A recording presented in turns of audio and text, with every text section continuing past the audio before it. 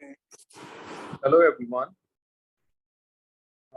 Today we are going to discuss about May-June 21 variance 11. Okay, use of the data booklet may be appropriate for some questions. The question is, which contain largest number of hydrogen atoms? So moles of molecule is given, mole of compound is given, and we need to find out the number of hydrogen atoms from them, right? So we know that pentane is C3H8. All right. We know that butene is C4H8. We know that hydrogen molecule is H2 and hydrogen atom is just hydrogen atom, right? Now we have 8 hydrogen atoms in propane and we have moles. So what we can do is कि हम 0.1 को multiply कर देंगे 8 से तो हमारे पास moles आ जाएंगे बेटा, ये हो जाएंगे 0.8 मोल्स. ठीक है, यहाँ कर लेते हैं इसको. ऑप्शन ए के लिए हम यहाँ कर लेते हैं कि आपके पास 1 मोल ऑफ प्रोपेन में 8 हाइड्रोजन एटम्स हैं. ठीक है, तो अगर आपके पास 0.1 मोल है तो बताइए कितने हाइड्रोजन एटम्स होंगे. तो आपके पास हाइड्रोजन एटम्स हो जाएंगे 0.8. ठीक,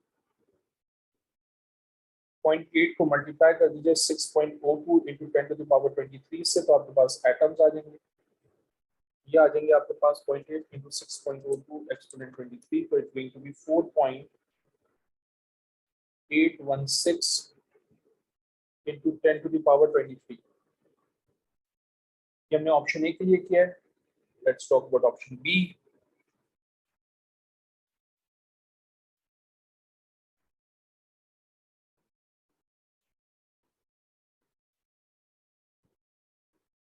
Oh my goodness, my bad. This is oh my goodness, this is C3H8, nahi, this is C5H12 because it is pentane. I thought it is propane. So my bad guys, I'm really sorry. Format was same. We have 12 hydrogen atoms. If we have 0.1 mole, we have how much hydrogen atoms? 12 into 0.1 is going to be 1.2. 1.2 को multiply कर दीजिए 6.02 into 10⁻23 से, ये हो जाएगा into 6.02 exponent 23, तो ये हो जाएगा आपके पास 7.224 into 10⁻23 एटम्स, राइट. ये मेरे पास ऑप्शन ए था. अब ऑप्शन बी के लिए वर्किंग कर लेते हैं. butene is basically 4C4H8.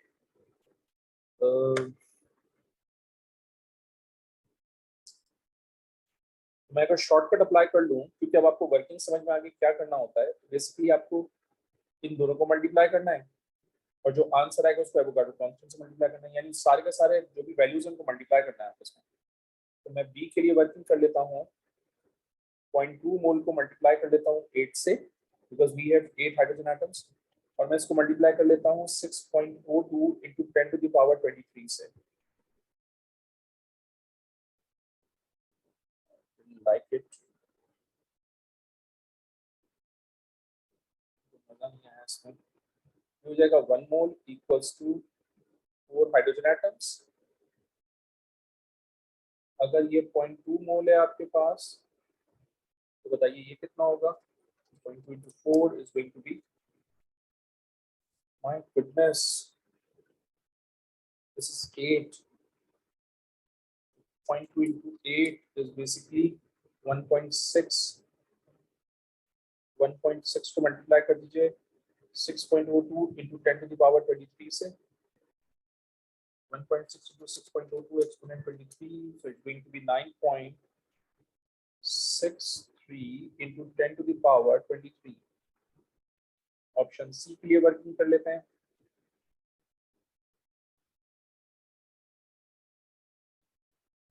One mole में 2 हाइड्रोजन एटम्स हैं।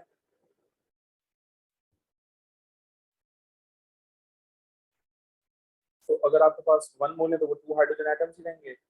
2 को मल्टीप्लाई कर दीजिए 6.02 इंटू 10⁻23 से, ये आपके पास आ जाएगा बेटा 12 टाइम्स 10⁻23। ठीक है। Last but not the least B, hydrogen atom कह रहा है, तो 1 mole of hydrogen atom occupy 6.02 into 10⁻23 atom.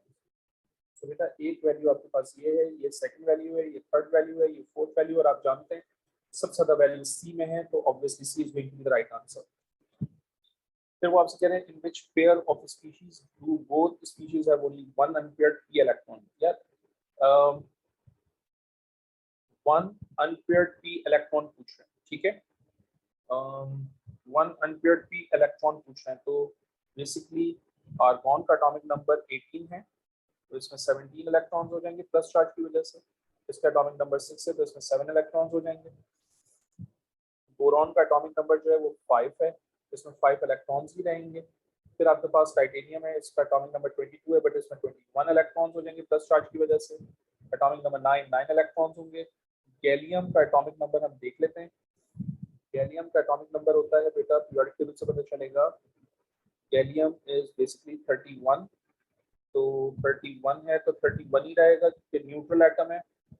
फिर आपके पास सिलेनियम, सिलेनियम का एटॉमिक नंबर बेटा Se, ये है 34, माइनस चार्ज की वजह से 35 इलेक्ट्रॉन्स हो जाएंगे इसमें, ठीक है।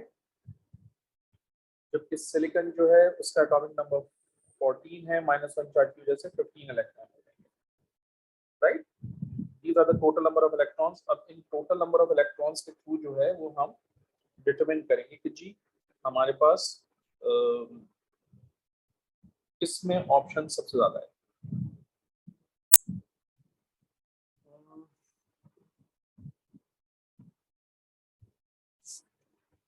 okay. सबसे पहले कार्बन में देख लेते हैं, 7 इलेक्ट्रॉन्स हैं, ये हो जाएगा 1s2, 2s2 एंड 2p3। तो इसमें तो 3 इलेक्ट्रॉन्स हैं, वो कह रहे हैं single one unpaired p electron, तो वन अनपेयर्ड p इलेक्ट्रॉन तो नहीं, तो इसका मतलब C नेगेटिव तो इनकरेक्ट हो गया, तो इसका मतलब ये ऑप्शन भी गलत हो गई आपके पास, ठीक है। फिर आपके पास बोरॉन है, बोरॉन का एटॉमिक नंबर 5 है, 5 इलेक्ट्रॉन्स होंगे, तो 1s में कितने आएंगे 2, 2s में कितने आएंगे 2, और 2p में कितने आएंगे 1, तो 2p में 1 अनपेयर्ड p इलेक्ट्रॉन चाहिए, तो ये तो करेक्ट हो गया, ठीक है। और इसके बाद टाइटेनियम देखते हैं।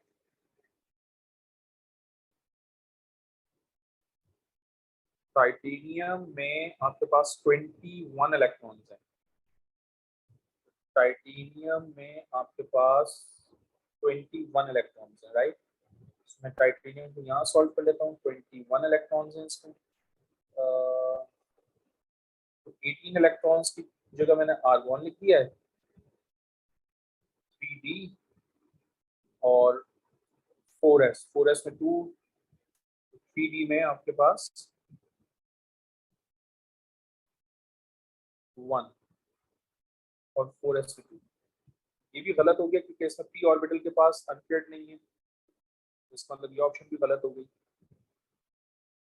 उसके बाद C है आपके पास, C के लिए वर्किंग करनी पड़ेगी। C is chlorine, atomic number 9, इसमें 9 इलेक्ट्रॉन्स हैं, ये हो जाएगा 1s2, ये हो जाएगा 2s2, और ये हो जाएगा बेटा 2p5, ये हो जाएगा 2p5। तो इसमें इसमें एक अनपेयर्ड इलेक्ट्रॉन है आपके पास p ऑर्बिटल में, इसका मतलब ये करेक्ट आंसर है, ठीक है। अब आते हैं हम गैलियम पे। गैलियम का एटॉमिक नंबर है 31 इलेक्ट्रॉन्स है, 31 इलेक्ट्रॉन्स, की कॉन्फ़िगरेशन करते हैं तो 18 इलेक्ट्रॉन्स की जगह आर्गॉन आ जाएगा। आर्गॉन के बाद क्या आएगा 4s2 3d10, ये 30 इलेक्ट्रॉन्स हो गए। और 3d के बाद क्या आएगा आपके पास 4p, तो 4p में कितने इलेक्ट्रॉन्स आ जाएंगे 1। तो देखो यहाँ पर 4p में 1 इलेक्ट्रॉन आ गए, तो इसका मतलब ये भी ठीक है। तो इन दोनों पेयर के अंदर 1 इलेक्ट्रॉन आ गया इन p orbital, which is why C is going to be the right answer. उसके बाद question number 3, phosphorus forms 2 chlorides, phosphorus 3 chloride, PCl3 is a covalent liquid, फिर phosphorus 5 chloride is an ionic solid, one of the ions present is this। ये याद रखिएगा कि PCl3 आपके पास PCl4 plus है, तो कह रहे हैं what is the shape of PCl3 molecule and PCl4। तो भाई PCl3 जस्ट लाइक NH3 होगा with 3 single bond and a 1 lone pair, so it's going to be 107 degree pyramidal shape होगी इसकी, trigonal pyramidal या just pyramidal। तो pyramidal यहाँ लिखा हुआ है, pyramidal यहाँ लिखा हुआ है, ठीक है। इसका मतलब ये होगा कि ये दोनों की दोनों ऑप्शन तो गलत होंगे क्योंकि यहाँ pyramidal नहीं है। अब आते हैं हम PCl4 प्लस। तो मैंने आप लोगों को समझाया था कि अगर कोई भी चीज आपके पास आए तो आप परेशान नहीं हो, आप स्ट्रक्चर अपनी मर्जी का लिखिए। जैसे मैं इस वक्त आपके साथ लिख रहा हूँ, फॉस्फोरस वैलेंस इलेक्ट्रॉन है, 5 इलेक्ट्रॉन होने चाहिए वैलेंस शेल में, काउंट करें, ठीक है जी। क्योंकि ये प्लस चार्ज है, इसका मतलब जी ये 5th इलेक्ट्रॉन है, ये रिमूव हो गया, तो मैं इसको रिमूव कर देता हूँ यहाँ से। Now we have 4 single bond and a 0 lone pair, so it's going to be 4, और 4 का मतलब हाइब्रिडाइजेशन क्या हो जाएगी sp3, तो 4 सिंगल बॉन्ड 0 लोन पेयर हो तो 109.5 डिग्री व्हिच इज टेट्राहेड्रल। सही है। तो टेट्राहेड्रल कहां पर लिखा हुआ है, टेट्राहेड्रल यहां पर भी है, टेट्राहेड्रल यहां भी है, तो right answer is B.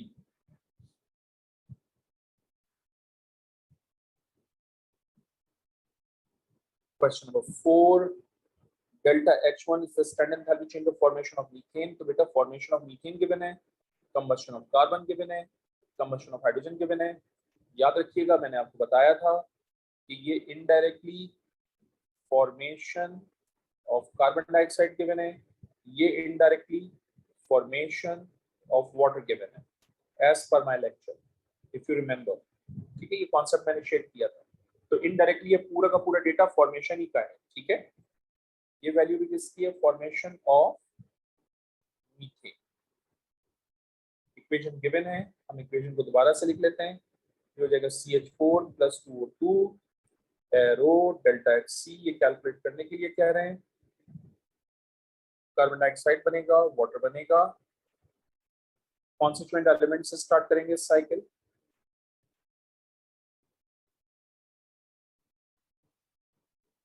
Methane ये हो जाएगा डेल्टा H5F ऑफ मीथेन, सही है। ये है आपके पास delta H5F of carbon dioxide, और ये है आपके पास डेल्टा H5F ऑफ H2O। क्योंकि इक्वेशन में 2 मोल्स इसलिए मल्टीप्लाई बाय 2 करें, क्लॉकवाइज डायरेक्शन में एक एरो कर लीजिए, ये दोनों वैल्यूज प्लस, ये दोनों वैल्यूज माइनस, इक्वल्स टू 0 करूंगा। तो वैल्यूज को अरेंज कर लेते हैं हम यहाँ पर। ये हो जाएगा बेटा आपके पास डेल्टा HC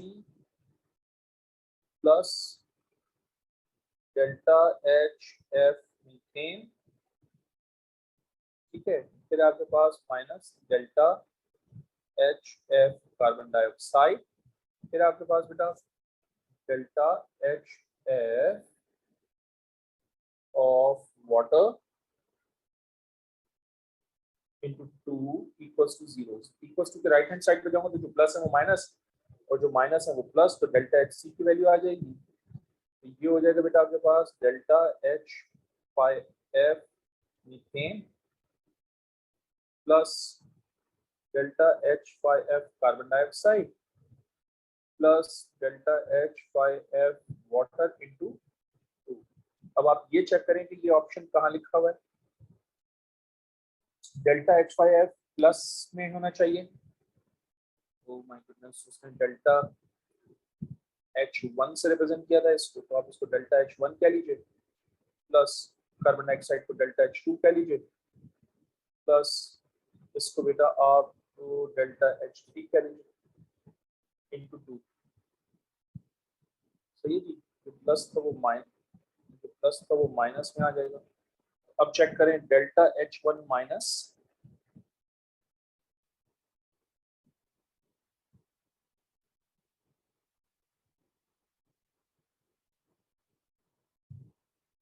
ये रहा माइनस में, और बाकी दोनों वैल्यूज प्लस में हैं, ये दोनों वैल्यूज प्लस में, और ये 2 से मल्टीप्लाई भी हो रहा है, इसका मतलब B is the right answer. ठीक है, फिर वो कह रहे हैं the diagram shows the Boltzmann distribution for the same gas of the two different temperature T1। आप जानते हैं कि ये आपके पास लो टेम्परेचर है क्योंकि हाइट या पीक ऑफ द कर्व ज्यादा है, और ये हाई टेम्परेचर है क्योंकि इसमें peak of the curve drop हो गई है। सही है। What is plotted on y-axis and which line represents the high temperature? Y-axis के ऊपर आप जानते हैं नंबर ऑफ मोल्स या नंबर ऑफ मॉलिक्यूल्स होते हैं। ठीक है, नंबर ऑफ मॉलिक्यूल्स हो गए आपके पास, और टेम्परेचर T2 है because curve maximum shifts to the right hand side at high temperature.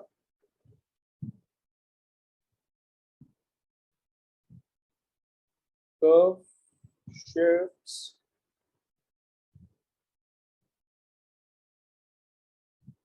towards right hand side. ये T2 हो जाएगा आपका, तो राइट आंसर इज बी। फिर वो कह रहे हैं आपसे what is the maximum mass of oxygen, minimum mass of oxygen sorry required to ensure the complete combustion of 12 dm cube of propane measured in room condition। बेटा सबसे पहला काम, मेरे पास मोल्स ऑफ प्रोपेन कैलकुलेट करने, तो 12 को divide कर दीजिए आप 24 से। तो जब आप 12 को डिवाइड करेंगे 24 से तो आपके पास मोल्स आ जाएंगे, और वो मोल्स होंगे आपके पास 0.5। ठीक है, आप जानते हैं कि प्रोपेन की अगर मैं कंप्लीट कंबस्शन करूंगा तो ये कन्वर्ट हो जाएगा कार्बन डाइऑक्साइड में एंड वाटर में। टोटल ऑक्सीजन 10 हो जाएंगी, तो मैंने यहाँ पर 5O2 लिख दिया है। ये 1 मोल, ये 5 मोल। अगर ये 0.5 है तो बताइए मोल्स ऑफ ऑक्सीजन कितने हो जाएंगे।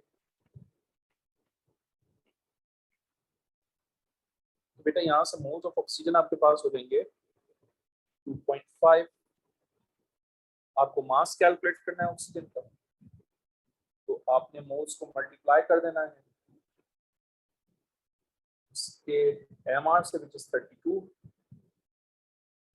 तो यहाँ से आपके पास आंसर कितना आएगा बेटा, 80 gram. 80 gram, this means B is the right answer. फिर है आपके पास why is the first ionization energy of oxygen is less than that of nitrogen। तो आपको हमने बताया था कि oxygen contain 1 paired electron in 2p orbital, so it will experience inter-electronic repulsion, which is also called spin-spin repulsion।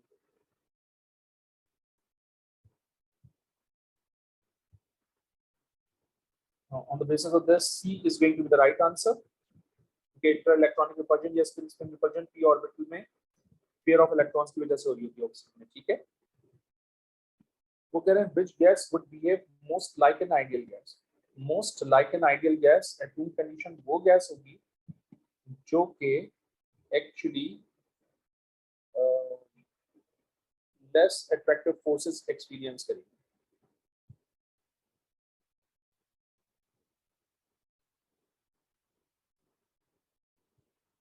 ठीक है, तो जो फोर्स आई मीन जो जो gas less attractive forces exhibit करेगी, this will show most ideal gas behavior। पहली बात, इसमें हाइड्रोजन बॉन्डिंग होती है, स्ट्रॉन्गेस्ट फोर्स होती है, सबसे ज्यादा डेविएशन करेगी। इसमें वैंडोवाल फोर्सेस होती हैं, नंबर ऑफ इलेक्ट्रॉन्स बहुत ज्यादा होते हैं, ये सेकंड नंबर पे ज्यादा डेविएशन करेगी। अब प्रॉब्लम ये है कि ये हीलियम जो है वो भी मोनोएटॉमिक है, ठीक है, और क्रिप्टन भी मोनोएटॉमिक है। तो और दोनों में कौन सी फोर्सेस हैं? वैंडोवाल फोर्सेस। इसमें भी कौन सी हैं? वैंडोवाल फोर्सेस। बट प्रॉब्लम ये है कि क्रिप्टन में नंबर ऑफ इलेक्ट्रॉन्स ज्यादा है, यहाँ पर नंबर ऑफ इलेक्ट्रॉन्स कम है। तो जब नंबर ऑफ इलेक्ट्रॉन्स ज्यादा होंगे तो जाहिर सी बात है फोर्सेस भी ज्यादा होंगी। जब फोर्सेस ज्यादा होंगी तो जाहिर सी बात है ज्यादा डेविएशन होगी। इसका मतलब ये भी गलत। तो राइट आंसर इज ए। फिर वो कह रहे हैं, when hydrogen iodide is reacted with concentrated sulfuric acid, several reactions occur, including this. ठीक है, which row gives the change in oxidation number of iodine and sulfur in this reaction? That's a very simple format. और वो ये है कि भाई sulphur यहाँ पर +6 है सल्फ्यूरिक एसिड में, जबकि सल्फर यहाँ पर -2 है। तो भाई चेंज कितने का हो गया? -8 का हो गया। अब ये भी ध्यान में रखिए कि आयोडीन यहाँ पर -1 है और यहाँ पर आयोडीन 0 है। तो आयोडीन -1 से अगर 0 जा रहा है तो चेंज कितने का हो जाएगा? +1 का हो जाएगा। तो +1 का चेंज कहाँ पर है? यहाँ है। और -8 का चेंज कहाँ है? यहाँ पर है। तो राइट आंसर क्या हो जाएगा? डी।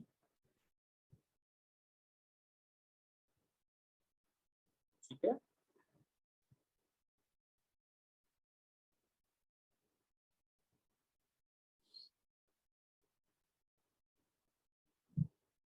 Next question number 10।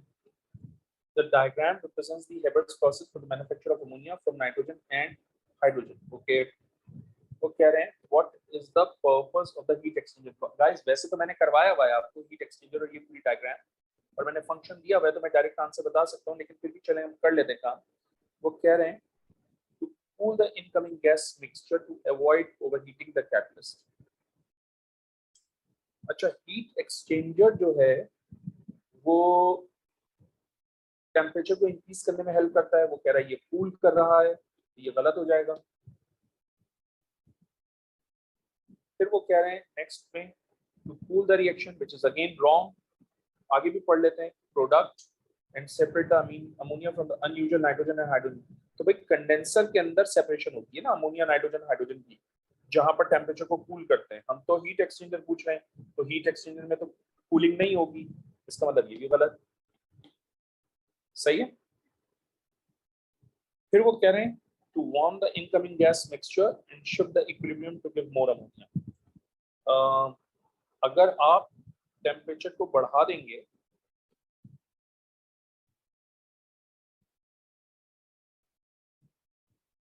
तो due to exothermic reaction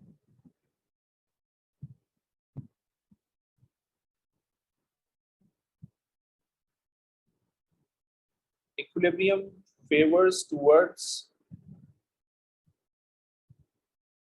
left hand side,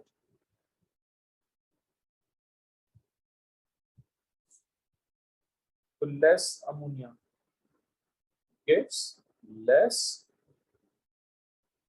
ammonia. इसका मतलब ये भी गलत हो जाएगा। तो राइट आंसर क्या हो जाएगा? डी, बिकॉज हीट एक्सचेंजर जो है वो रेट ऑफ रिएक्शन को हेल्प करता है इंक्रीज करने में। ये इसका फंक्शन हमने आपको बताया था। Which statement about catalyst is correct? Catalyst का फंक्शन, कैटलिस्ट का फंक्शन, कैटलिस्ट का फंक्शन क्या होता है? वो कह रहे हैं आपसे कि जनाब they change the reaction pathway by increasing the activation energy. Guys, increasing नहीं, decreasing the activation energy.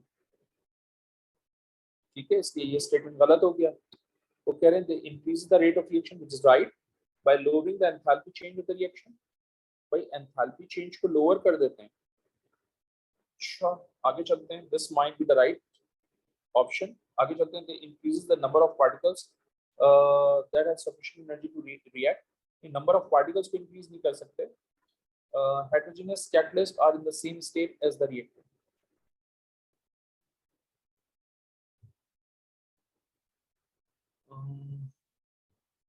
नहीं, ये भी गलत हो जाएगा।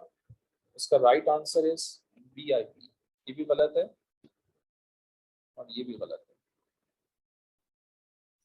सही है, कैटलिस्ट रेट ऑफ रिएक्शन को इंक्रीज करता है।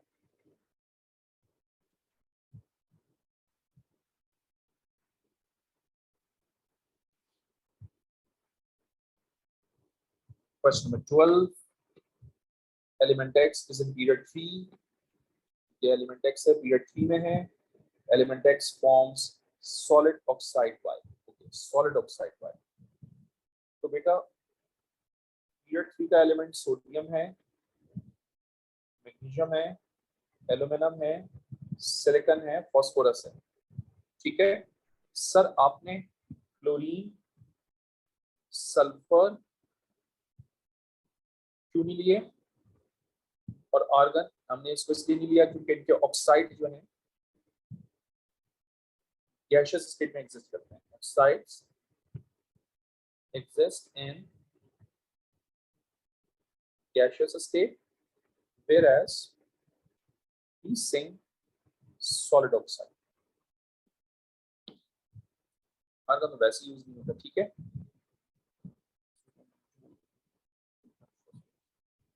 ठीक है। आप जानते हैं सोडियम जो है वो सोडियम ऑक्साइड बना लेगा, मैग्नीशियम ऑक्साइड बनाएगा, एल्यूमिनियम ऑक्साइड बनाएगा, SiO2 बनाएगा, P4O10 बनाएगा। ठीक है, ये मैंने ऑक्साइड्स बना दिए जितना मैंने पढ़ा था। अब पढ़ते हैं आगे। Y reacts with hot concentrated hydrochloric acid, यानी Y जो है वो concentrated HCl से रिएक्शन कर रहा है। फिर वो कह रहे हैं Y reacts with hot aqueous sodium hydroxide। These two statement shows कि Y is basically an amphoteric oxide और amphoteric इसमें से सिर्फ एक है which is aluminum oxide। इसका मतलब ये जो एलिमेंट X है ये एल्यूमिनियम है। ठीक है, ये जो एलिमेंट X है ये एल्यूमिनियम है।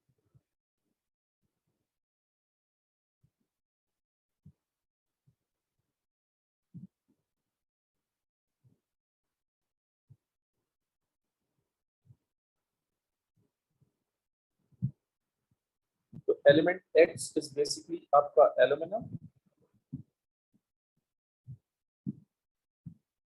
which has an atomic number of 13। Configuration करो, ये नियॉन आ गया,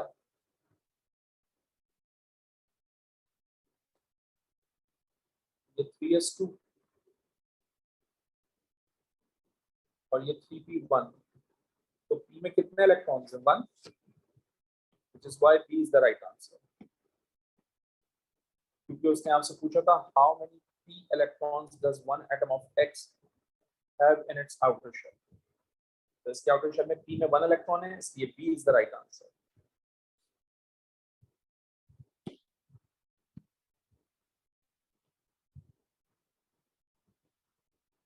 ठीक है जी।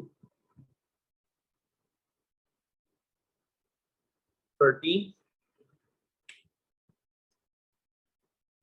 gaseous products of heating mixture of calcium hydroxide and ammonium chloride passes through solid calcium oxide। A single gaseous product W is collected। बेटा सबसे पहली बात, आपके पास कैल्शियम हाइड्रोक्साइड है और आपके पास अमोनियम क्लोराइड है। आप इन दोनों को जब रिएक्शन करवाएंगे तो ये कैल्शियम क्लोराइड में कन्वर्ट होगा, वाटर बनाएगा और साथ में अमोनिया गैस बनेगी। और ये जो अमोनिया गैस है इसको हम W से रिप्रेजेंट कर देते हैं। ठीक है, इसके बाद वो कह रहे हैं आपसे सैंपल ऑफ W यानी ammonia reacts with chlorine to produce two gases X and Y। Okay, तो अमोनिया क्लोरीन से जब रिएक्शन करेगा वो दो गैसेस में कन्वर्ट हो जाएगा। एक बनेगी नाइट्रोजन गैस और दूसरी बनेगी HCl गैस। ठीक है, और जाहिर सी बात है एक को उसने किससे रिप्रेजेंट किया? X से, और दूसरे को किससे रिप्रेजेंट किया? उसने Y से। फिर वो कह रहे हैं आगे element X is an element, Y is acidic। X जो है वो एलिमेंट है जो कि आपको नजर आ रहा है, Y जो है वो एसिडिक है जो कि आपको नजर आ रहा है, ये एसिडिक है। ठीक है, वो कह रहा है Y reacts with W to produce Z। बेटा ये Y है आपके पास, ये ये W है, दोनों आपस में रिएक्शन करेंगे तो Z बना लेंगे। तो भैया ये हो जाएगा आपके पास ammonia plus HCl arrow ammonium chloride which is your C। तो वो आपसे पूछ रहे हैं बताओ X क्या होगा, तो X तो नाइट्रोजन है, तो नाइट्रोजन तो आपके पास A में है और B में है, इसका मतलब ये दोनों ऑप्शन तो गलत हो। अब Z जो है वो अमोनियम क्लोराइड है, तो अमोनियम क्लोराइड तो यहाँ पर है, इसका मतलब ये आंसर है, ये भी गलत हो गया। ठीक है, I hope it makes sense to you. ये बहुत ट्रिकी पार्ट का क्वेश्चन का, बिकॉज ये हर बच्चे को नहीं पता होती बात। ठीक है, बाकी तो सब इजी है। Next question is Q is a mixture of group 2 oxides, ठीक है, एंड ग्रुप 2 सल्फेट। यानी Q जो है वो एक मिक्सचर है और उस मिक्सचर के अंदर ऑक्साइड भी है और सल्फेट भी है। ठीक है, ये बता दिया उन्होंने। फिर वो कह रहे हैं Q contain equal amount of the two compounds, ठीक है, और दोनों इक्वल अमाउंट में है, यानी 50 ग्राम दोनों होंगे। आगे चलते हैं। Q is shaken with water and the resulting mixture filtered। तो इसका मतलब जब आपने ग्रुप 2 ऑक्साइड और सल्फेट को वाटर में डिसॉल्व किया तो एक डिसॉल्व हुआ और एक डिसॉल्व नहीं हुआ, यानी एक डिसॉल्व हो गया और एक डिसॉल्व नहीं हुआ। ठीक है जी।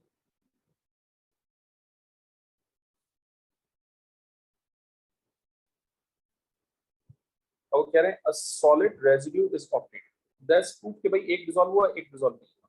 अच्छा, हमारे पास ऑप्शन है मैग्नीशियम और बेरियम की, इसका मतलब ये जो ऑक्साइड है या तो ये मैग्नीशियम ऑक्साइड होगा या फिर ये बेरियम ऑक्साइड होगा, राइट। और इसी तरह से ये जो सल्फेट है या ये मैग्नीशियम सल्फेट होगा या फिर ये बेरियम सल्फेट होगा। पर इन कोई दो दो चीजें होंगी एक साथ मिक्सचर में, ठीक है। वो कह रहे हैं आपसे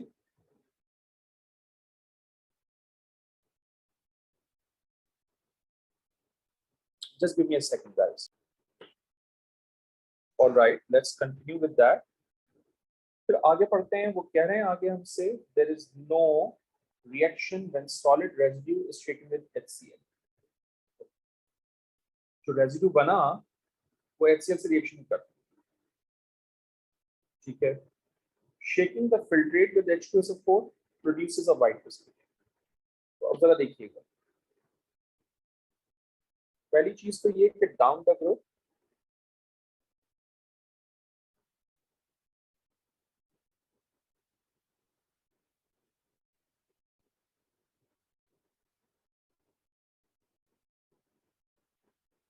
solubility of sulfates decreases,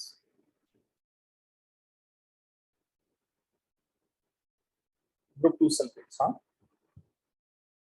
और दूसरी बात ये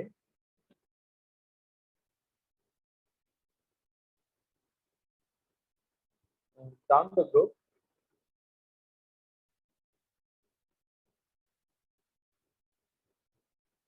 solubility of group 2 oxides increases। ठीक है,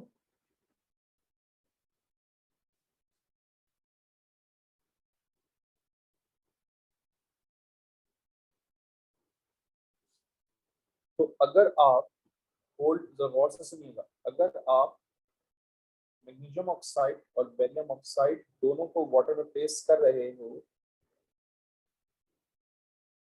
जाहिर सी बात है ये मोर सॉल्युबल होगा, ठीक है, और ये लेस सॉल्युबल होगा। ठीक है, मुझे तो कॉम्पोजिशन डिटरमिन करनी है ना, क्या हो सकती है। फिर क्या है कि आपके पास MgSO4 है, इसका मतलब ये सॉल्युबल होगा, और बेरियम सल्फेट है ये इनसॉल्युबल होगा। तो जो रेजिड्यू है वो ऑब्वियसली इस बेरियम सल्फेट का होगा।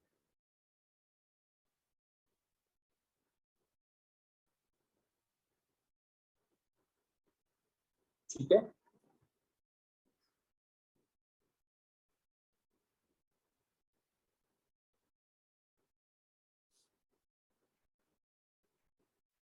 और इसका बेरियम सल्फेट का HCl के साथ भी कोई रिएक्शन नहीं होता। ठीक है, ये चीज ध्यान में रखिए।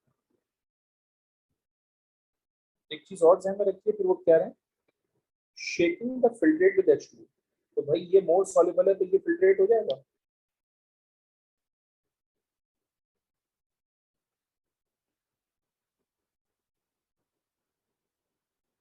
ठीक है, तो फिल्ट्रेट को अगर मैं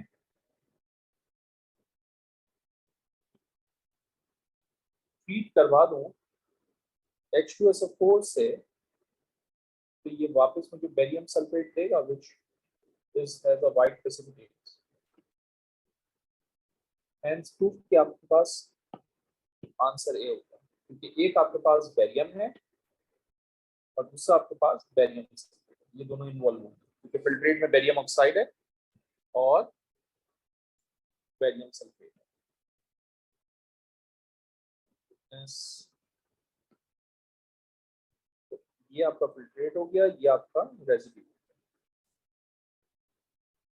Question number 15. Which substance will not be a product of the thermal decomposition of hydrated magnesium nitrate? भाई ये है आपके पास hydrated magnesium nitrate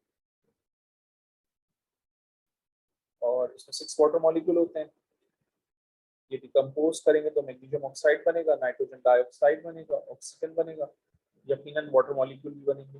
राइट, तो राइट आंसर इज ए, क्योंकि डाई नाइट्रोजन मोनोऑक्साइड तो नहीं बनता, तो वो तो आपसे कह रहे हैं will not be product.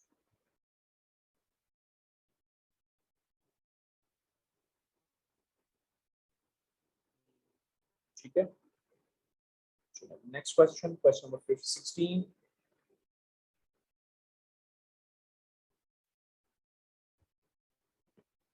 A 5 cm cube sample of 0.05 mole per dm cube sodium chloride is mixed with 5 cm cube sample of 0.05 mole per dm cube potassium iodide।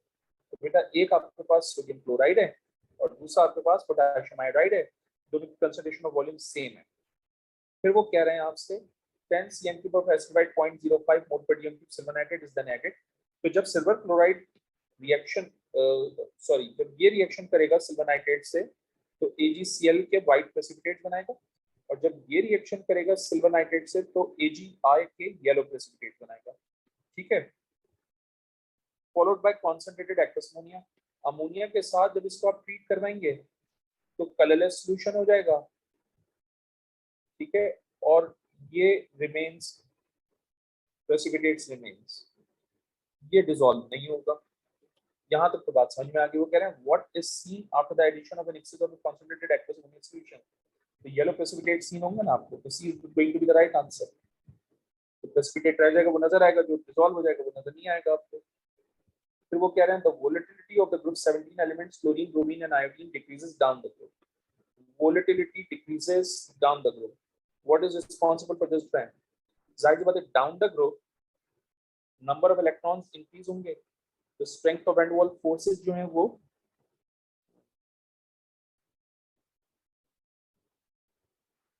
तो ये हो जाएगा बेटा आपके पास ऑब्वियसली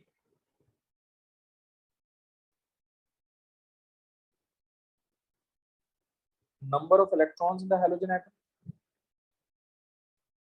सही है, तो जाहिर सी बात है क्लोरीन का नंबर ऑफ इलेक्ट्रॉन्स कम है और आयोडीन के नंबर ऑफ इलेक्ट्रॉन्स ज्यादा है। तो जब नंबर ऑफ इलेक्ट्रॉन्स ज्यादा होंगे strength of van der Waals forces ज्यादा होंगी, strength of van der Waals forces ज्यादा होंगी, वोलेटिलिटी डिक्रीज हो जाएगी। तो यहाँ लिख देते हैं as the number of electrons increases,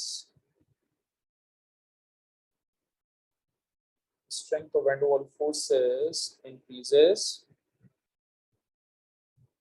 volatility decreases।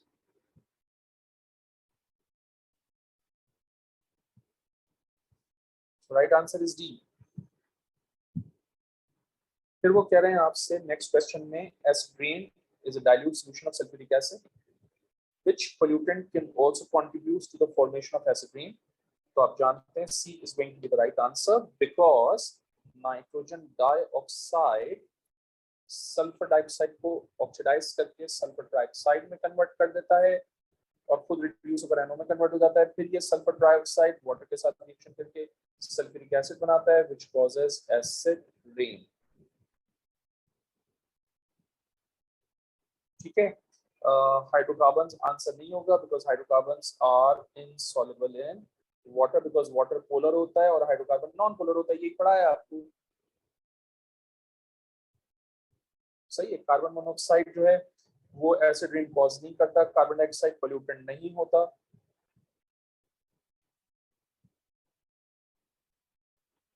ठीक हो गया। इसके बाद वो कह रहे हैं आपसे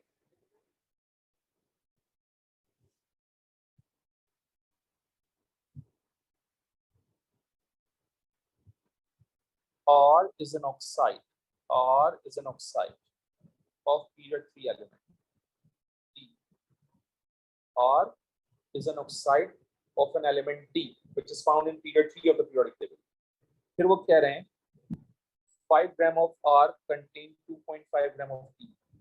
ठीक है, तो भाई R एक ऑक्साइड है, उसमें D है, तो मैं क्या करता हूँ R और D के दरमियान रेशियो फाइंड आउट कर लेता हूँ। तो मेरा पहला स्टेप क्या होगा, oxide of D is R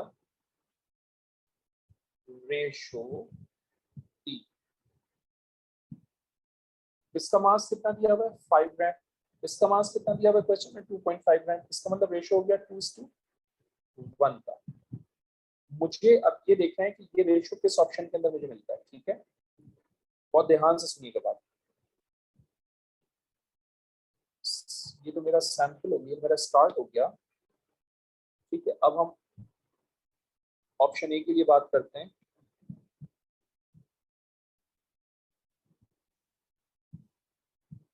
magnesium का जो ऑक्साइड है वो मैग्नीशियम ऑक्साइड होगा एंड ऑब्वियसली वो किससे बना और उसमें मैग्नीशियम मैग्नीशियम होगा। मैग्नीशियम का रिलेटिव एटॉमिक मास होता है 24.3, जबकि मैग्नीशियम ऑक्साइड का MR होता है 40.3। ये लीस्ट वैल्यू है आपके पास, मैं सिंपल रेशियो डिटरमिन करने के लिए इसको डिवाइड कर देता हूँ लीस्ट वैल्यू से, ये 1 आ जाएगा और ये आपके पास क्या आ जाएगा 1.66। ठीक है जी, तो इसका मतलब ये हुआ कि ये तो ऑप्शन गलत हो गई इसलिए क्योंकि ये रेशियो एग्जिस्ट या टैली नहीं कर रहा। फिर ऑप्शन बी की बात करते हैं। ऑप्शन बी एल्यूमिनियम का है, तो एल्यूमिनियम का जो ऑक्साइड है वो एल्यूमिनियम ऑक्साइड होगा एंड ऑब्वियसली उस ऑक्साइड के अंदर एल्यूमिनियम मेटल होगा। इसका एटॉमिक मास 27 है, इसका MR बेटा 102 है। तो अगर मुझे रेशियो निकालना है तो मैं 27 से डिवाइड कर दूंगा, तो ये हो जाएगा मेरे पास 3.7 और ये हो जाएगा 1। तो ऑब्वियसली ये ऑप्शन भी गलत हो जाएगा क्योंकि ये रेशियो इससे टैली नहीं हो रहा है। फिर मैं सी के लिए वर्किंग करूंगा। सी मेरे पास सिलिकॉन है, सिलिकॉन का ऑक्साइड होता है सिलिकॉन डाइऑक्साइड, इसमें सिलिकॉन मेटल होगा। इसका एटॉमिक मास है 28 और इसका है 60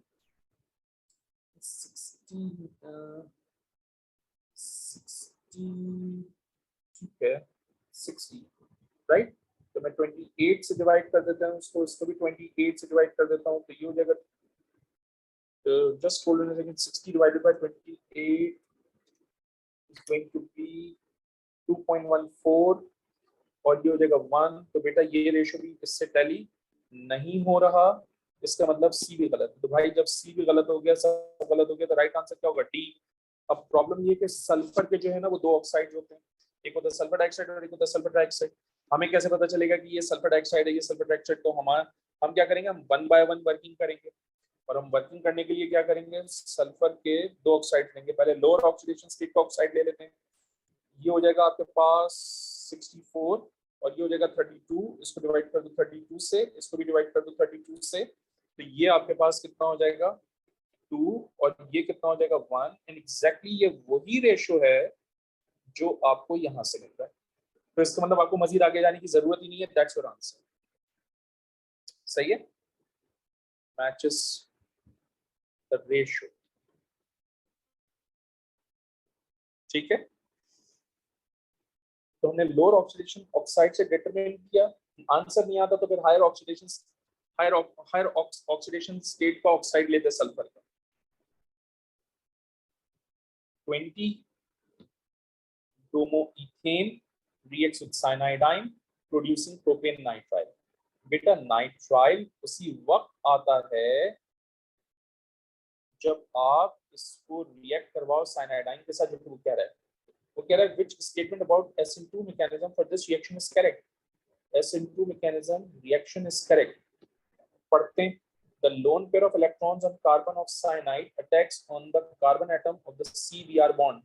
अच्छा कह तो वो सही रहे, कह तो वो सही रहे, लेकिन मेरी रिजर्वेशन इस बात के ऊपर है कि पार्शियल पॉजिटिव कार्बन अगर होता तो ज्यादा बेहतर नहीं होता, बट क्या है वो सही रहे. This might be the right answer, but मैं भी कंफर्म नहीं कर रहा हूं जब तक मैं सारी ऑप्शंस नहीं पढ़ूंगा. मुझे लगता है यहाँ पर attack the partial positive carbon of CBR bond होता तो ज्यादा बेहतर होता. बहरहाल ये भी ठीक है, स्टेटमेंट गलत नहीं है. The lone pair of electrons on carbon of cyanide attacks on the carbocation, that is wrong, because carbocation तो बनता ही नहीं है SN2 के अंदर, वो तो SN1 में बनता है. ठीक है, तो ये रॉन्ग हो गया आपका. ऑप्शन सी देखते हैं. The lone pair of electron on nitrogen of cyanide attacks, ये गलत हो गया. लोन पेयर ऑफ नाइट्रोजन ये अटैक करता है, lone pair of carbon attack करता है साइनाइड का, इसलिए ये भी गलत हो जाएगा. फिर उसके बाद वो कह रहे हैं the lone pair of electrons of nitrogen cyanide, ये भी गलत हो जाएगा क्योंकि lone pair of carbon attack करता है. तो राइट आंसर ऑब्वियसली गाइस ए होगा. ठीक है, उसके बाद क्वेश्चन नंबर 21. क्वेश्चन नंबर 21 हम पढ़ लेते हैं. Which compound would produce two different carboxylic acids. Guys ये मैंने आपको जून 2021 वेरिएंस 12 के अंदर क्वेश्चन करवाया बहुत डिटेल से, और आपके पास ऑलरेडी इसका सॉल्यूशन है, पूरे पे ने एक पेज के ऊपर सॉल्यूशन करके दिया. ये रिपीट हो गया क्वेश्चन, तो हम इसको सॉल्व भी करेंगे. हम इसका आंसर डायरेक्ट आपको बता देते हैं. इसका आंसर था बेटा ए, क्योंकि इसमें डिफरेंट कार्बोक्सिलिक एसिड आ रहे हैं. एक कार्बोक्सिलिक एसिड यहां से मिलेगा आपको, तो two different carboxylic acid. Okay, नहीं ये नहीं है, इज द राइट आंसर. तो एक कार्बोक्सिलिक एसिड आपको यहां से मिलेगा और दूसरा कार्बोक्सिलिक एसिड आपको यहां से मिलेगा. ये दोनों, ये भी COOH प्रोवाइड करेगा और ये भी COOH में कन्वर्ट हो जाएगा बॉन्ड ब्रेक होने के बाद. तो आपको दो एसिड मिल जाएंगे. तो Bravo is the right answer. ठीक है, फिर वो कह रहे हैं question number 22. Which compound could show both cis trans isomerism and optical isomerism. बेटा ये cis trans नहीं दे रहा क्योंकि दो सिमिलर ग्रुप लगे हुए हैं, तो ये गलत हो जाएगा. ठीक है,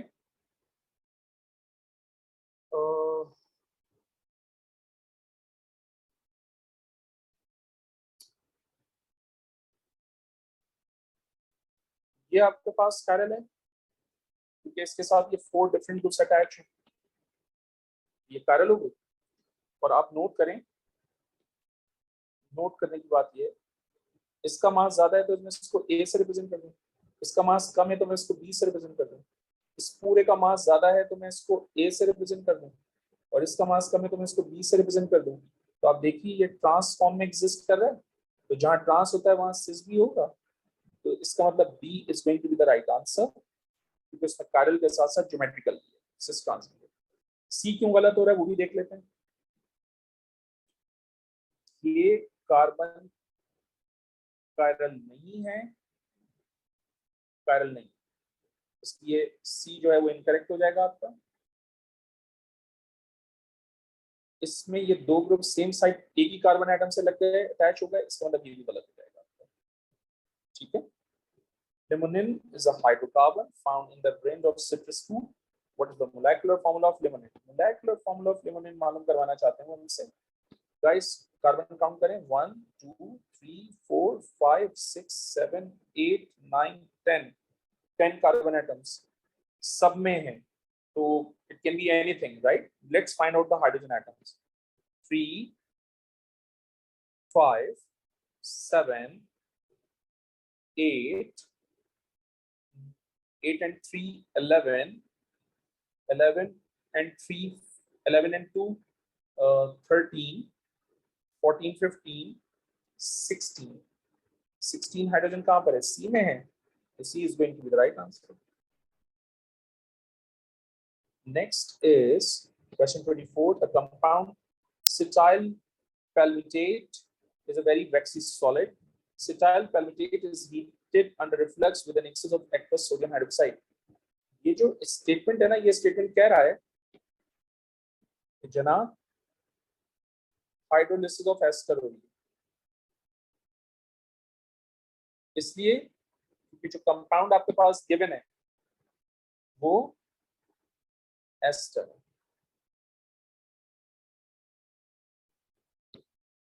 what products will be form? Okay, तो हम क्या करते हैं, हम इस स्ट्रक्चर को लिख लेते हैं C5H31, ये हो जाएगा COO, फिर है C16H33, बॉन्ड को यहाँ से ब्रेक कर दो, ये बन जाएगा आपके पास C15H31 COOH, ये बन जाएगा C16H33 OH। अब चेक करें ये दो ऑप्शन कहाँ लिखे हैं, C15H31 COOH। तो बेटा ये क्योंकि मीडियम एल्कलाइन है ना मेरे पास, तो इसका मतलब ये सॉल्ट में कन्वर्ट हो जाएगा, तो सॉल्ट में कन्वर्ट कर दो इसको। अब देखो ये दो प्रोडक्ट्स कहाँ पर है, C15H31 COOH को CONA, तो CONA यहाँ पर भी है, CONA यहाँ पर भी है, और C16H33 OH कहाँ पर है, यहाँ पर है, तो इसका मतलब D is going to be the right answer. Okay, guys, be careful in this question. It seems like a very tough question. When an organic compound is oxidized, any oxygen atom gained by the organic molecule is considered to be from a water molecule as producing 2 hydrogen ions plus 2 electrons. That's what we have done in ion electron rules equations. याद है? Any hydrogen atom lost may be considered to be lost as hydrogen plus electron. यही exactly हमने आपको ion electron rules में भी पढ़ाया है, ठीक है? वो उन rules को वो थोड़ा सा organized और थोड़ा सा depth में ले जाके लिखते हैं. These changes can be represented by the following two equations, ठीक है? Compound X is oxidized by heating under reflux with hot acidified potassium magnate 6, potassium dichromate 6 for 1 hour. 1 hour तक अगर आप compound X को oxidize करें heat under flux, obviously it will turn to carboxylic acid. अगर वो alcohol है या वो aldehyde है, ठीक है? In both the cases it will turn to carboxylic acid. Half equation for dichromate 6 ions given है. Under these conditions, 1 mole of potassium dichromate 6 oxidizes 3 moles of X. What could X be? Okay, what could X be?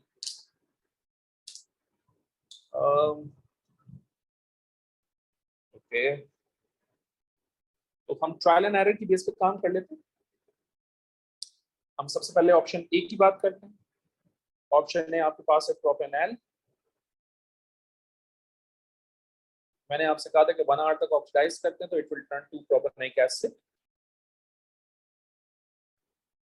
मैंने आपको ion electron rules पढ़ाए हैं, equations पढ़ाई हैं, मैं उनको apply करूंगा. यहाँ 2 ऑक्सीजन है, यहाँ 1 ऑक्सीजन है, तो ऑक्सीजन को बैलेंस करने के लिए मैं यहाँ पर वाटर मॉलिक्यूल अप्लाई करूंगा. यहाँ पर 2 हाइड्रोजन एटम्स हैं, हाइड्रोजन एटम्स को बैलेंस करने के लिए यहाँ पर 2 हाइड्रोजन आयंस लूंगा, और 2 हाइड्रोजन आयंस यहाँ पर चार्ज 0 है, यहाँ पर भी चार्ज 0 हो जाए, इसलिए मैं यहाँ पर 2 इलेक्ट्रॉन लूंगा. और एग्जैक्टली एग्जामिनर ने यही लिखा हुआ था ऊपर, अगर आप नोट करें तो ये देखो, ये लिखा हुआ है, ये लिखा हुआ है, ठीक है? एग्जैक्टली वही चीज है.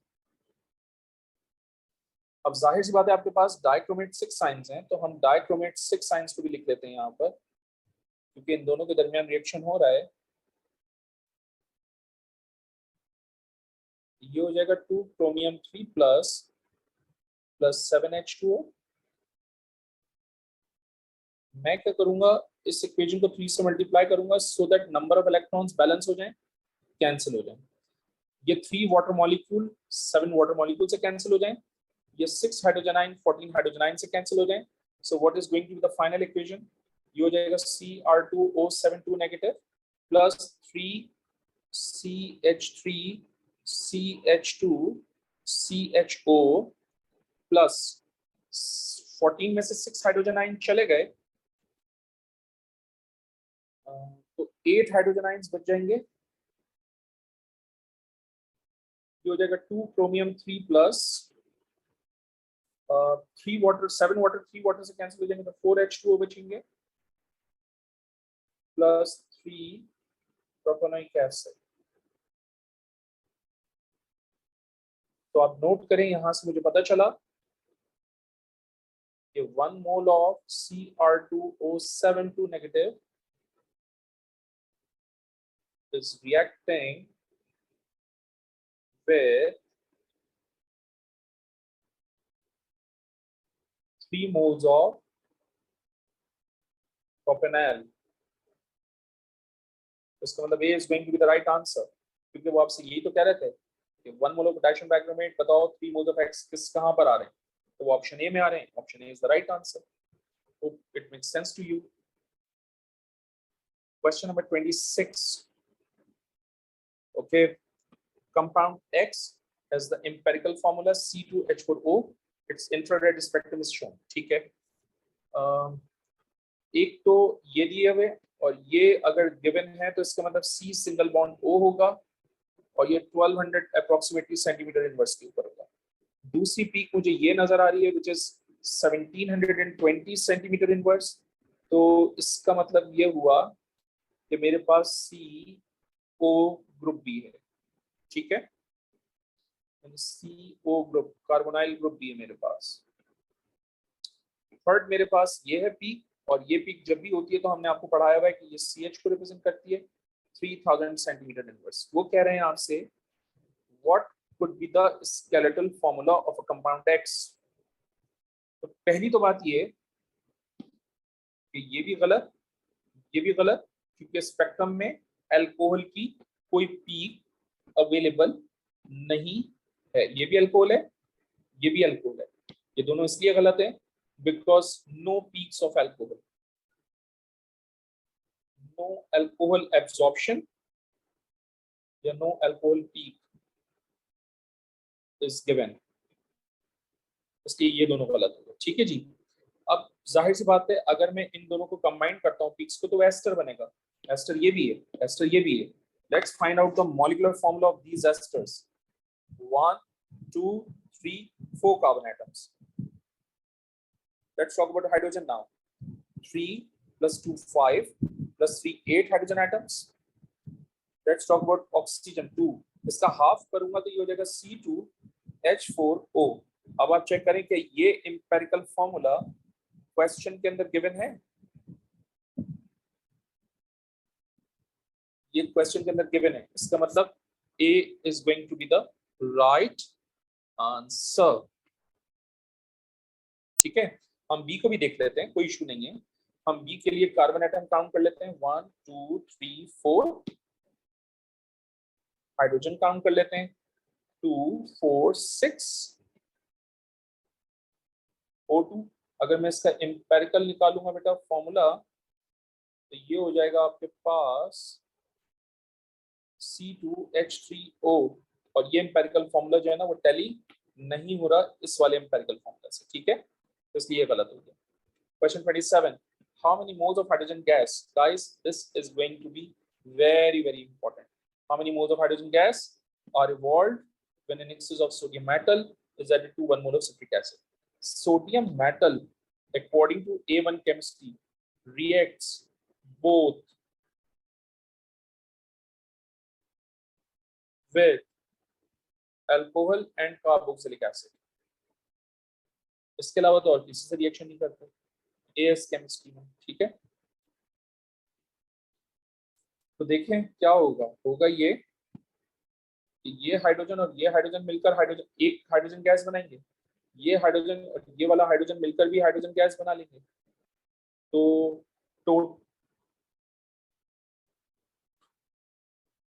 टोटल हाइड्रोजन गैस कितने मिल रहे हैं आपको? 2 मोल्स ऑफ हाइड्रोजन गैस मिल रहे हैं, which means C is the right answer. 28, which statement is correct for the reaction of carbonyl compounds with HCN? Guys, बहुत सिंपल सा फॉर्मेट है, और फॉर्मेट ये है कि जब कार्बोनाइल कंपाउंड HCN से रिएक्शन करता है ना, always cyanohydrin is form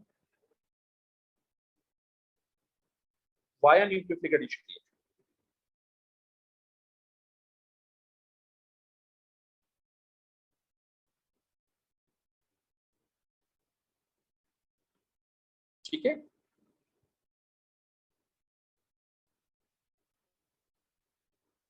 option देखते हैं। The reaction is catalysed by concentrated sulphuric acid, that's what, क्योंकि हमने कॉन्सेंट्रेटेड H2SO4 को कैटलाइज होते हुए दिखाया नहीं है, हमने सोडियम साइनाइड दिया था, याद है? ये रॉन्ग हो गया आपका। Pentan two one and HCN reacts to give a chiral product, this might be the correct answer. इसकी वजह ये है कि अगर मैं पेंटेन टू ओन का स्ट्रक्चर बनाऊं तो वो ये बनेगा।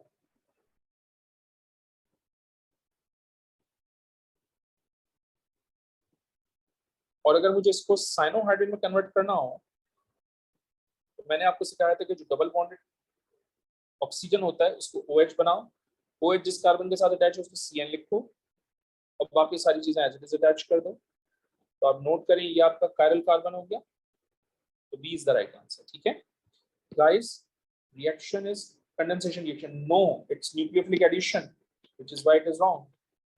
The reaction is nucleophilic substitution, wrong. 29 29 से रिलेटेड बात करते हैं। 29 पढ़ लेते हैं क्वेश्चन। वो कह रहे हैं the table describe 4 reactions of propene, ठीक है, which row is correct, which row is correct, propene के reactions है।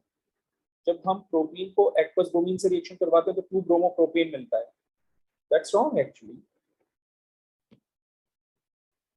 must be dibromopropane, ठीक है,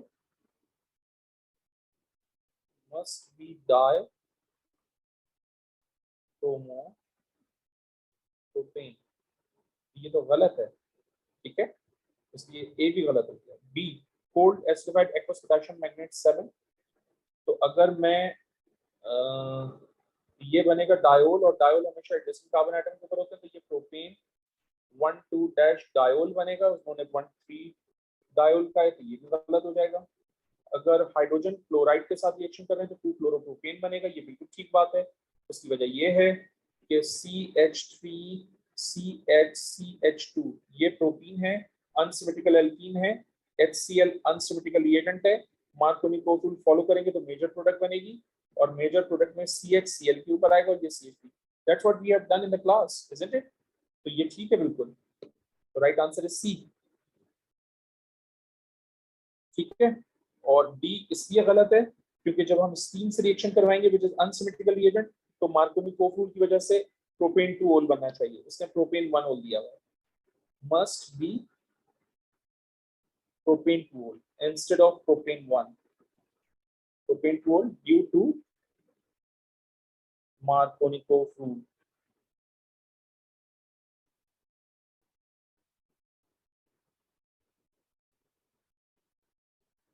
question number 30, butanoic acid is prepared from 1 bromopropane, 1 bromopropane आपके पास ये है,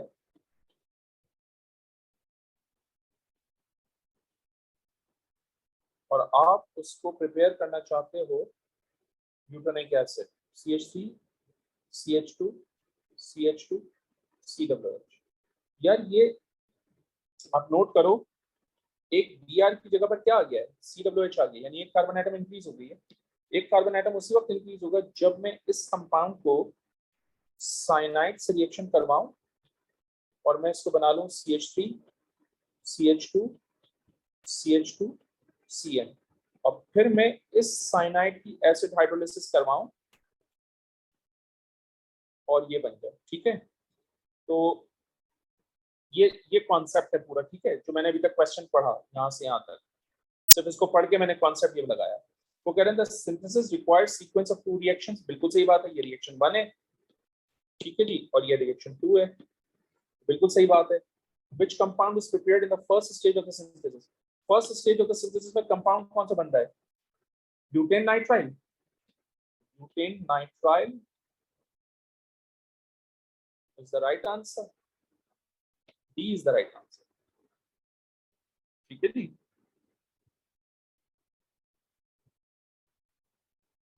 next, oh god, okay, let's take the paper, एक पेज ले लेते हैं, उसको सॉल्व करते हैं इसको। पहले क्वेश्चन थोड़ा सा देख लें, मुझे लग रहा है काफी वर्किंग होगी। Ethanol combines with ethanic acid to form ethyl ethanate according to the following equation. Delta H की वैल्यू नेगेटिव है, इसका मतलब रिएक्शन एक्सोथर्मिक है। 9.2 gram of ethanol, 12 gram of ethanic acid and 8.8 gram of ethyl ethanate are mixed and allowed to stand at 298 Kelvin until equilibrium is reached. ठीक है, MR तमाम compounds के given है, यहाँ तक दिया हुआ है इन्होंने। तो मैं पहले तो ये सारे के सारे इनिशियल अमाउंट दिया हुआ है इन्होंने, इन तमाम इनिशियल अमाउंट के मोल्स डिटरमिन कर लेता हूँ। ठीक है, तो हम सबसे पहले क्या करेंगे,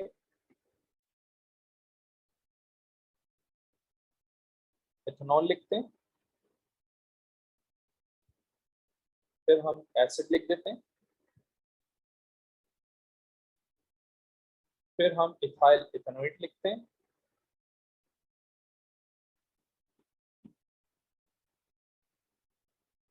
और हम वाटर लिखते हैं। हम सब जानते हैं कि इनिशियल हमारे पास क्या है,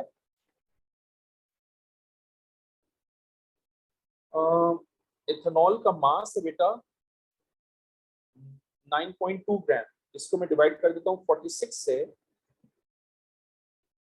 9.2 डिवाइडेड बाय 46, तो 9.2 को जब 46 से डिवाइड करेंगे तो बेटा 0.2 मोल आ जाएंगे। इथेनिक एसिड हमारे पास कितना है बेटा, 12 ग्राम। तो अगर मैं इसको 12 ग्राम को 60 से डिवाइड करूंगा तो इसके भी मोल्स कितने आ जाएंगे, 0.2। ये है आपके पास 8.8 ग्राम, इसको डिवाइड कर दीजिए 88 से, तो इसके मोल्स कितने आ जाएंगे आपके पास, 0.1, राइट। ये फॉर्म नहीं होगा, इसको 0 ले लीजिए।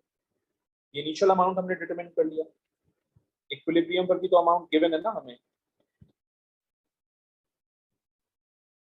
इक्विलिब्रियम पे कौन सा अमाउंट गिवन है, आगे चलते हैं। तो कह रहे हैं the resulting equilibrium mixture is found to contain 4.8 gram of ethanoic acid. Guys, ये जो 4.8 gram of ethanoic acid है ना at equilibrium, मैं यहाँ से moles of ethanoic acid निकाल लेता हूँ क्योंकि मेरे पास वहाँ जगह नहीं होती। 4.8 को डिवाइड कर दो 60 से, तो 4.8 को जब डिवाइड करोगे 60 से तो ये आ जाएगा 0.08 मोल्स। तो इसका मतलब इक्विलिब्रियम पर ethanoic acid के मोल्स कितने गिवन है, 0.08। इक्विलिब्रियम पर इथेनिक एसिड के मोल्स कितने गिवन है, 0.08। तो गाइस मैं अब यहां से रिएक्टेड मोल्स फाइंड आउट कर लेता हूं। इनिशियली मेरे पास 0.2 है, उसमें से मेरे पास 0.08 बच गए हैं, तो रिएक्ट कितने हो रहे होंगे बेटा, 0.2 minus 0.08 is going to be 0.12 mole. ये 0.21 मोल रिएक्टेड है। अब भाई ये जितने मोल्स रिएक्ट होंगे उतने ही मोल्स फॉर्म भी होंगे, तो एस्टर कितने मोल फॉर्म हो गया, 0.12, और एस्टर ऑलरेडी कितना है आपके पास, 0.1। तो इसका मतलब ये टोटल अमाउंट कितना हो जाएगा, 0.12 प्लस 0.1 इज बेसिकली 0.22। अच्छा, ध्यान में रखिए कि moles of alcohol at equilibrium determine करना है मैंने। तो moles of alcohols at equilibrium determine करने के लिए मैं इनिशियल अमाउंट लूंगा 0.2 और रिएक्ट उसमें से कितने हो रहे हैं, 0.12। तो यहाँ बच कितने जाएंगे, 0.2 minus 0.12 is going to be 0.08। ये आ जाएंगे 0.08 मोल्स। ठीक है जी। बच्चे कहते हैं सर अगर 0.12 मोल रिएक्ट हुए थे तो वाटर भी तो 0.12 मोल बनेगा, बिल्कुल बनेगा, लेकिन एग्जामिनर, और हमने लिख दिया है, अब हमें नहीं मालूम कि आगे क्या करवा रहा है वो हमसे। तो लेट्स टॉक अबाउट दैट। अभी तक हमने सिर्फ इतना सॉल्व किया जो हमें इंफॉर्मेशन गिवन थी, सही है। एक मिनट, मोल्स ऑफ, इसको ये भी यहाँ लिख लें, moles of acid at equilibrium. ये एग्जामिनर ने हमें दिया हुआ था वैल्यू, ये थी हमारे पास 4.8। इसको डिवाइड कर दें 60 से तो ये आ जाएगा 0.08 मोल। ठीक है, हमने यहाँ निकाल दिया इसको। चलो अब देखो, वो कह रहे हैं there are 0.22 moles of ethyl ethanate in the mixture at equilibrium at 298 Kelvin. That's absolutely right, क्योंकि ये मैंने कैलकुलेट करके दिखाया आपको, ये रहा, सही है। इक्विलिब्रियम पे एस्टर 0.228 है, तो ये राइट हो गया। आगे चलते हैं। The equilibrium mixture at 323 Kelvin will contain more than 4.8 gram of ethanoic acid. That's absolutely wrong. क्यों? इसलिए क्योंकि एक एक्सोथर्मिक रिएक्शन है आपका, और अगर एक्सोथर्मिक रिएक्शन में, अगर आप एक्सोथर्मिक रिएक्शन में टेम्परेचर को इंक्रीज करते हैं तो इक्विलिब्रियम बैकवर्ड जाता है। जब इक्विलिब्रियम बैकवर्ड जाएगा तो जाहिर, अच्छा नहीं ये सही होगा, इक्विलिब्रियम बैकवर्ड जाएगा तो जाहिर सी बात है मास जो है वो 4.8 से ज्यादा होगा, तो ये भी ठीक ही हो जाएगा बेटा, बिल्कुल सही लिखा हुआ है ये भी, ठीक है। तो हम यहाँ एक्सप्लेनेशन लिख देते हैं, इसकी एक्सप्लेनेशन मैटर करेगी यहाँ पर।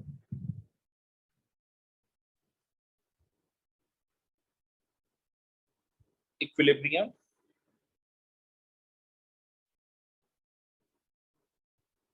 favors towards left hand side because reaction is exothermic. So reaction is exothermic. Hence acid amount increases. ठीक है जनाब। अब आगे चलते हैं, नेक्स्ट क्या कह रहे हैं। If a small amount of water is added at the start of either experiment, the value of Kc would not be affected. That's also right. Why? Because Kc is only temperature dependent. अगर आपको याद हो, Kc is only temperature dependent. So अगर आप water increase कर भी देंगे तो Kc की वैल्यू के ऊपर कोई फर्क नहीं पड़ेगा। That means A is the right answer. ठीक है जी। Next question, question number 32।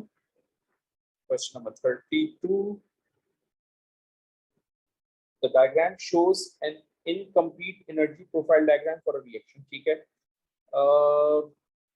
this diagram shows reaction is endothermic. ठीक है, ये डायग्राम मुझे इस बात की रिप्रेजेंट दे रही है कि रिएक्शन एंडोथर्मिक है। और एंडोथर्मिक रिएक्शन में क्या होता है, एंडोथर्मिक रिएक्शन में बॉन्ड ब्रेकिंग होती है, सही है। एंडोथर्मिक रिएक्शन में बॉन्ड ब्रेकिंग होती है, तो इसका मतलब ये भी ठीक है, ये भी ठीक है, क्योंकि दोनों में बॉन्ड ब्रेकिंग हो रही है। Exhibit bond breaking process.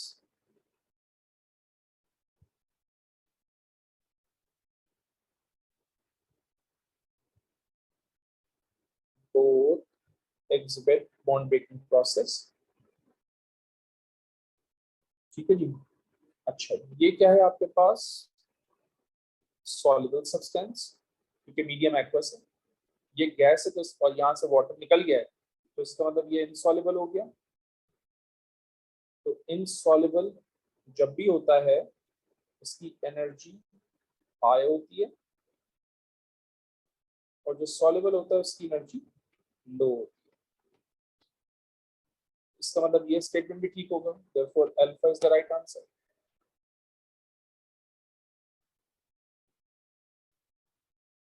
Next, अ गैसियस हाइड्रोकार्बन, गाइस एक गैसियस हाइड्रोकार्बन है जिसकी डेंसिटी 2.42 ग्राम पर डीएम क्यूब है अंडर रूम कंडीशन।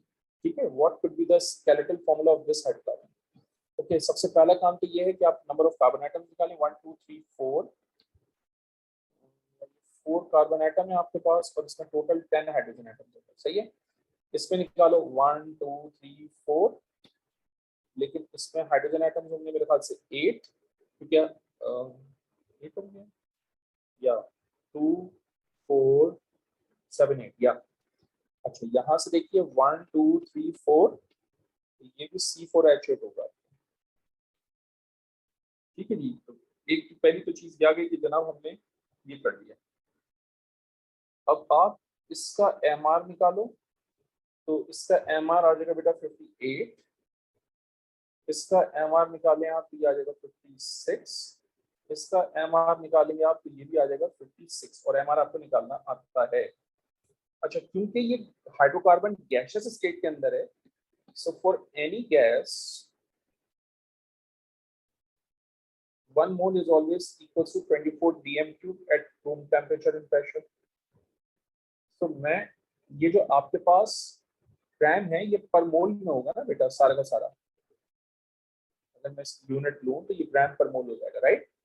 तो मैं इस ग्राम पर मोल को ग्राम पर डीएम क्यूब में कन्वर्ट करना चाहता हूँ। सो मैं क्या करूंगा, मैं इन तमाम वैल्यूज को 24 से डिवाइड कर लूंगा। तो 58 को डिवाइड करो 24 से, ताकि तुम ग्राम पर मोल को ग्राम पर डीएम क्यूब में कन्वर्ट करो। तो ये आपके पास कितना आ जाएगा, 2.42 ग्राम पर डीएम क्यूब। सही है, ये मेरा फर्स्ट ऑप्शन हो गया। सेकंड ऑप्शन में क्या होगा, 56 डिवाइडेड बाय 24, ये हो जाएगा बेटा 2.33 ग्राम पर डीएम क्यूब। थर्ड ऑप्शन में क्या होगा, 56 डिवाइडेड बाय 24, क्योंकि एमआर सेम है तो डेंसिटी भी सेम होगी, ग्राम पर डीएम। तो इसका मतलब ये हुआ कि ये स्टेटमेंट बिल्कुल ठीक है, यानी फर्स्ट स्टेटमेंट इज ठीक, सेकंड गलत हो गया, तो answer is D. Which molecule contain at least one bond angle of 120? So first is right because ethene exhibit double bond with an angle of 120. PF5 के अंदर 120 भी होता है और 90 डिग्री भी होता है, ये भी ठीक हो जाएगा। NCl3 में बेटा 107 डिग्री होता है, ये गलत हो जाएगा, राइट आंसर डी हो जाएगा। फिर वो कह रहे हैं आपसे 35 में which statement are correct going across period 3 from sodium to chlorine, across period 3 from sodium to chlorine। तो कह रहे हैं the charge on the nucleus increases, यानी न्यूक्लियर चार्ज इंक्रीज होता है, that's right. Pulling the electrons closer तो nucleus to electron attraction बढ़ जाती है, तो बिल्कुल सही बात है। फिर वो कह रहे हैं the radius of the most common ion of each element decreases, बिल्कुल सही बात है। जब across the period atomic radius decrease होता है तो जो आयन्स होंगे उनका भी radius across the period decrease होगा, ये बात भी बिल्कुल ठीक है।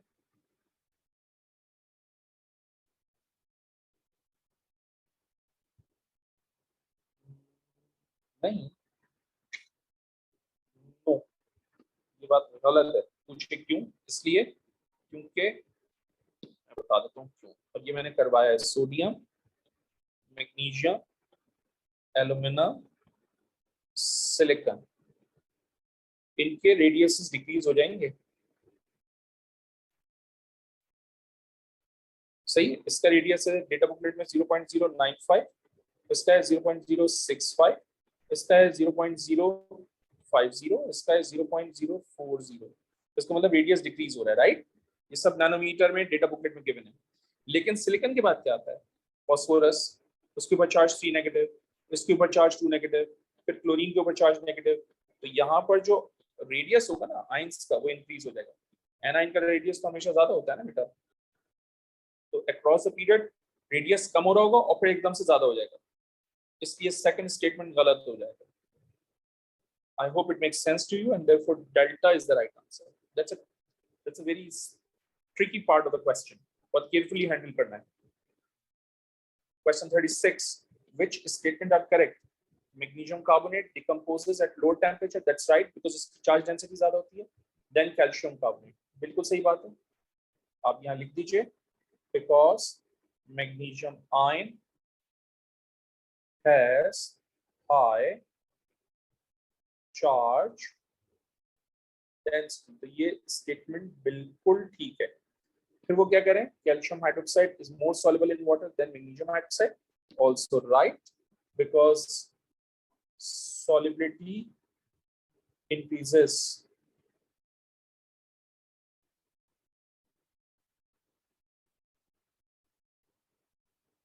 down the group। हमने पहले भी लिखा दिया ये ट्रेंड आपको 2-3 मरतबा, फिर लिखा देते हैं। फिर उसके बाद calcium is stronger reducing agent than magnesium, ये भी ठीक है, down the group reducing power of group 2 elements increases, ये बात हमने लिखवाई थी आपको, पता नहीं आपको याद है या नहीं है, बट हमने बताया था। ये रिड्यूसिंग पावर जो है वो हमेशा इंक्रीज होती है, which is why A is the right answer. तो आप यहाँ लिख सकते हैं दिस इज फॉर दिस, और इसके लिए हो जाएगा reducing power increases down the group। ठीक है, फिर वो आपसे कह रहे हैं which statement are correct। 1,1 difluoroethane is less reactive than 1,1 dichloroethane। That's true because RF की reactivity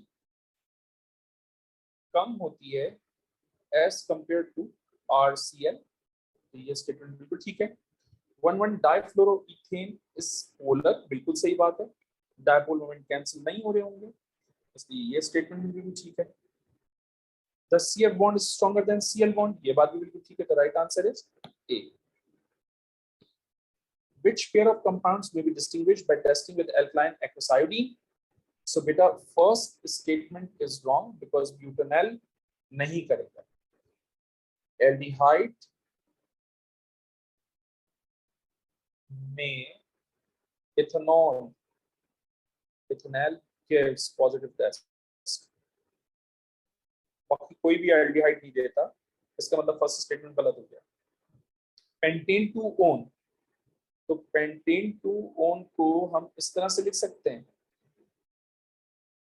ठीक है, एंड पेंटेन 3 ओल, oh my bad, getting saturated now.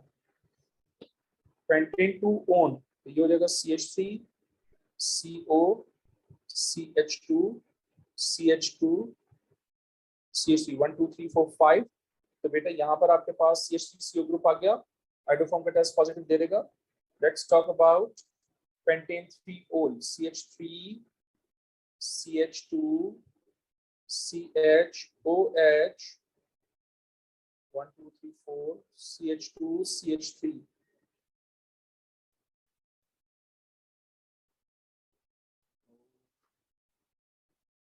तो इसमें नहीं होगा, तो इसका मतलब डिस्टिंग्विश हो जाएगा, सॉरी, तो ये ओहो, ये नहीं होगा, ये हो जाएगा, डिस्टिंग्विश हो जाएगा, तो ये तो ठीक हो गया, सही है। ब्यूटेनॉल और ब्यूटेनॉन में आ जाएगा, तो ये भी डिस्टिंग्विश हो जाएगा। प्रोपेनॉन और प्रोपेन-2-ओल इन दोनों में टेस्ट हो जाएगा, तो आप डिस्टिंग्विश नहीं कर सकते इनको, which is why B is the right answer. ये देखो, प्रोपेनॉन में CH3CO ग्रुप एक साथ होता है, हाइड्रोफॉर्म का टेस्ट पॉजिटिव दे देगा, राइट। और प्रोपेन-2-ओल में भी CH3CHOH ग्रुप एक साथ होता है, ये भी हाइड्रोफॉर्म का टेस्ट पॉजिटिव दे देगा। दोनों हाइड्रोफॉर्म का टेस्ट पॉजिटिव दे देंगे, तो जाहिर सी बात है दोनों डिस्टिंग्विश नहीं कर सकेंगे, which is why B is the right answer। Which reactions have a colored organic product? Colored, तो 2,4-DNPH के साथ जब रिएक्शन करता है तो येलो ऑरेंज प्रेसिपिटेट्स देता है, तो पहला वाला जो है वो ठीक हो गया, उसमें कलर्ड प्रोडक्ट आ रही है। इथेनॉल एसिडिफाइड पोटेशियम डाइक्रोमेट से रिएक्शन करेगा तो ऑरेंज टू ग्रीन का कलर देगा, तो ये भी ठीक है। अच्छा, ऑर्गेनिक प्रोडक्ट जो है वो नहीं देगा। ये जो ग्रीन है ये क्रोमियम 3+ की वजह से होता है, वो कह रहा है ऑर्गेनिक प्रोडक्ट बताओ, इसका मतलब ये गलत हो जाएगा, इसका मतलब ये भी गलत हो जाएगा, because chromium 3+ is not organic product।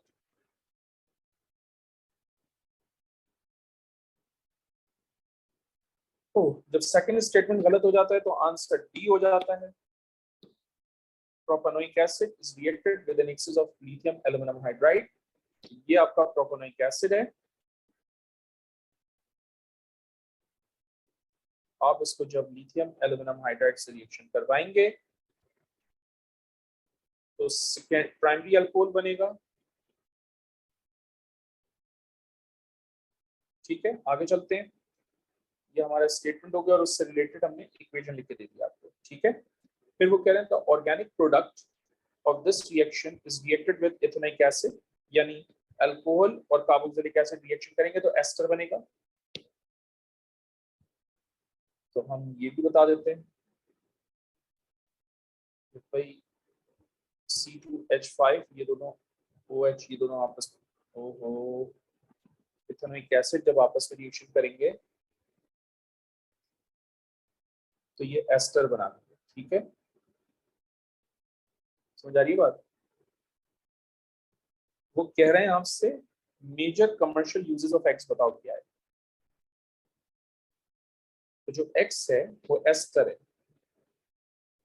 और एस्टर सॉल्वेंट के तौर पे इस्तेमाल होता है, मैंने लिखा है। फूड फ्लेवर में इस्तेमाल होता है, मैंने लिखा है। एज अ फ्यूल इस्तेमाल नहीं होता, which is why C is the right answer. I hope it makes sense to you. Thank you very much guys.